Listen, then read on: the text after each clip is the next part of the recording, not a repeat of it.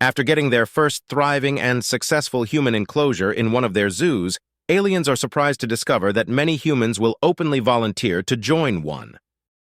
Journal of Desagal, fifth daughter of Nilakos and Ersatil, director of Death World Biology of the SSP. Date 097, New Imperial Calendar, year 198. The Zorgan Intergalactic Zoo Planet is the largest zoological garden in the known reaches of space. Whether it is the last pre-baryonic matter life forms, a breeding pair of the nearly extinct paradox eaters, or just beautiful exotic animals from across the known cosmos, they can be found on, and deep inside, the XISP.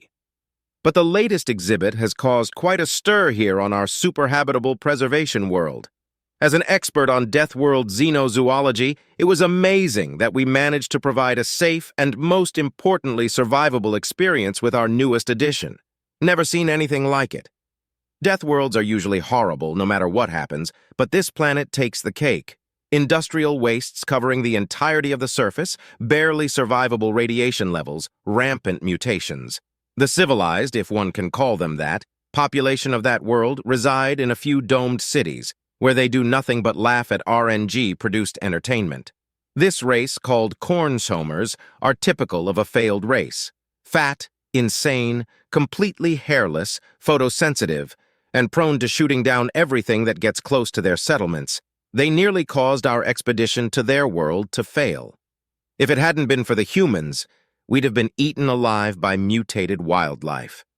A primitive race, on the cusp on sentience, a single-family group approached our downed ship and helped us. They spoke no languages, carried only sharpened sticks and sharp debris, yet they showed an incredible amount of empathy, sharing, guarding the wounded of our expedition. Though initially they were a bit uncertain about us, they warmed up to us upon being given food.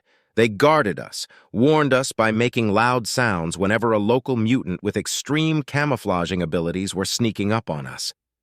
It was incredible how a species on a world where everything has gone wrong and everything is trying to kill everything could be so kind and gentle. They even kept their older members around, caring for them, showing extreme high levels of empathy. We know very little about them, to tell the truth. The Cornshomers living in their dome cities have deleted all known planetary history because they found it uncomfortable to remember. As they refused to leave our side even when our rescue beacon received a response, we took an executive decision and brought them with us back to the XISP. And surprisingly, they're a hit. They sing and make music, do tricks for the visitors, and seem to almost understand us. Perhaps if they had evolved first instead of the Cornshomers, their world, Earth, sponsored by Imegadisamatis CC Peel, might have been a death world capable of joining advanced interstellar society. To keep up genetic diversity, we returned to their world some years after, and the closest the local humans came to showing us hostility was being guarded. But they seemed perfectly willing to come aboard our collection ships. Some of them even walked straight in and sat in the temporary ship enclosures, completely docile and friendly. And as their world decays under the toxic industries of the domed cities, and life becomes ever more difficult to endure there, I don't blame them. By our estimates, the entire planet, including the domed cities, will be completely reduced to a toxic and uninhabitable wasteland. My current working theory, after analyzing some genetic material from some of them, was that the humans are some sort of altered life form. I can't be certain how they came to be altered, but there are clear signs of vestigial organs and genetic code, usually only found in purposely altered life forms or sentient organisms changed by civilization as it develops. Based on their willingness to engage in play and their protective behavior, I believe that they might have originally been designed as some sort of companion animal. Perhaps they recognized us as something to be companions to, something to protect perhaps, much like how they've been designed to do, an animal capable of making choices to protect others outside their own species. But as I sit here, aboard the XISP collection ship, after our last trip to Earth, where we only found a single human group who were too sickly to move, except for a single child, I have to consider elsewise. The sickly humans, emerging from a ruined ancient building, handed me something else. A book, ancient and barely held together, filled with pictures of humans in clothes, in advanced cities, engaging in what seems to be speech and trade.